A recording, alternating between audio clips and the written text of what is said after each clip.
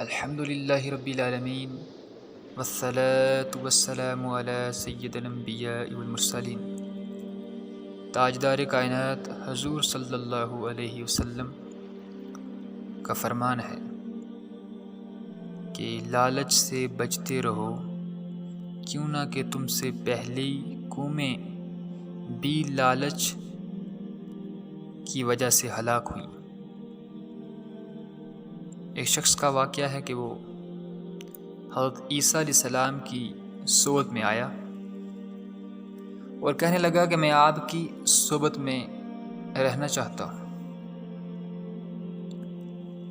حضرت عیسیٰ علیہ السلام اور وہ آدمی اگٹھے کی سفر کے لیے روانہ ہو گئے۔ جب ایک دریا کے کنارے پہنچے تو کھانا کھانے کے لیے بیٹھ گئے۔ ان کے پاس 3 روٹیاں تھیں۔ جب 2 روٹیاں کھا چکے اور 1 روٹی باقی رہ گئی تو حضرت عیسیٰ علیہ السلام دریا پر پانی پینے تشریف لے گئے۔ جب آپ پانی پی کر واپس تشریف لائے تو روٹی موجود نہ تھی۔ آپ نے پوچھا روٹی کس نے لی ہے؟ وہ آدمی بولا کہ مجھے معلوم نہیں۔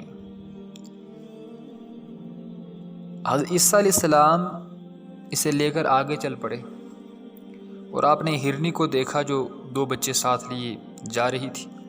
آپ نے اس کے ایک بچے کو بلایا۔ جب وہ آیا تو آپ نے اسے ذبح کیا اور گوشت بھون کر خود بھی کھایا اور اپنے ساتھی کو بھی دیا۔ پھر بچے سے فرمایا کہ اللہ کے حکم سے کھڑا ہو جا۔ چنانچہ ہرنی کا بچہ کھڑا ہو گیا، جنگل کی طرف چل دیا۔ تب آپ نے اس آدمی سے کہا میں تجھ سے اس ذات کے نام پر سوال کرتا ہوں جس نے تجھے یہ معجزہ دکھایا۔ معجزہ تو حضرت عیسیٰ علیہ السلام کے ہاتھ پہ سرزد ہوا، لیکن یہ عطا اللہ کی تھی۔ تو انہوں نے کہا کہ جس ذات نے یہ معجزہ دکھایا ہے میں اسی کا واسطہ سے پوچھتا ہوں کہ یہ روٹی کس نے لی تھی؟ وہ آدمی بولا مجھے معلوم نہیں۔ پھر آپ ایک جھیل پر پہنچے اور اس شخص کا ہاتھ پکڑا اور دونوں پانی کے اوپر چل پڑے۔ جب پانی عبور کر لیا، یعنی پانی پر بغیر بھیگے، وہ اللہ کے نبی تھے، ایک معجزے کے طور پر انہوں نے اس آدمی کا ہاتھ پکڑا اور پانی سے گزر گئے۔ جب پانی عبور کر لیا تو آپ نے اس شخص سے پوچھا کہ تجھے اس ذات کی قسم جس نے تجھے معجزہ دکھایا، تب وہ روٹی کس نے لی تھی؟ اس آدمی نے پھر جواب دیا کہ مجھے معلوم نہیں۔ پھر آپ روانہ ہو گئے اور ایک جنگل میں پہنچے۔ جب دونوں بیٹھ گئے تو حضرت عیسیٰ علیہ السلام نے مٹی اور ریت کی ڈیری بنا کر فرمایا کہ اللہ کے حکم سے سونا ہو جا۔ چنانچہ وہ سونا بن گئی اور آپ نے اس کی ایک جیسی 3 ڈیریاں بنائیں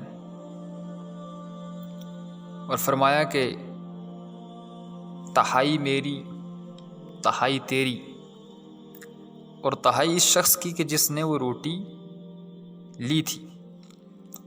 تب وہ آدمی بولا وہ روٹی میں نے لی تھی۔ آپ نے اس سے فرمایا یہ سونا تمام کا تمام تیرا ہے، اور اسے عیسیٰ علیہ السلام چھوڑ کر آگے گزر گئے۔ اس شخص کے پاس 2 آدمی آ گئے۔ انہوں نے جب جنگل میں ایک آدمی کو اتنے مال و متاع کے ساتھ دیکھا تو ان کی نیت بدل گئی اور انہوں نے ارادہ کیا کہ اسے قتل کر کے مال سمیٹ لیں۔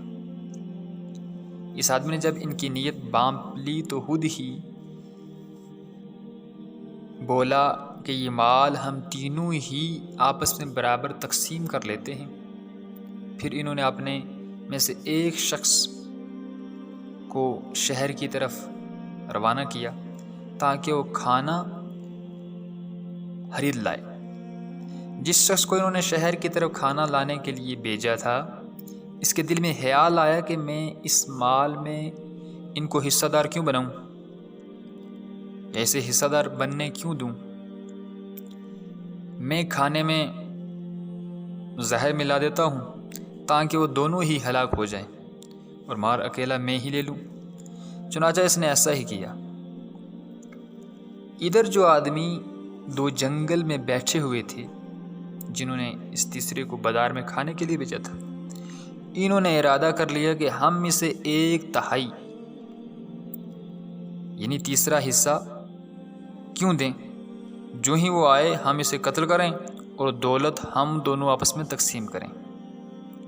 چنانچہ جب وہ آدمی کھانا لے کر آیا تو انہوں نے اسے قتل کر دیا، کیونکہ ان کا پہلے ہی منصوبہ بنا ہوا تھا، اور بعد میں وہ کھانا کھایا جسے کھاتے ہی وہ دونوں بھی مر گئے، اور سونے کی ڈیریاں اسی طرح پڑی رہیں، اور جنگل میں 3 لاشیں ہی رہ گئیں۔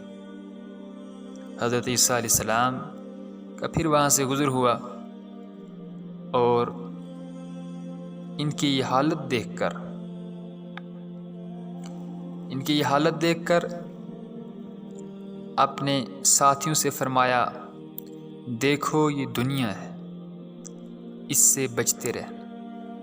نذیر اکبر آبادی کہتے ہیں کہ جو اور کا اونچا بول کرے تو اس کا بول بھی بالا ہے، اور دے پٹکے تو اس کو بھی پھر کوئی پٹکنے والا ہے۔ بے ظلم و خطا جس ظالم نے مظلوم ذبح کر ڈالا ہے، اس ظالم کے بھی لہو کا پھر بہتا ندیہ نالا ہے۔ کچھ دیر نہیں اندیر نہیں، انصاف اور عدل پرستی ہے، اس ہاتھ کرو اس ہاتھ ملے، یہاں سودا دست و دستی ہے۔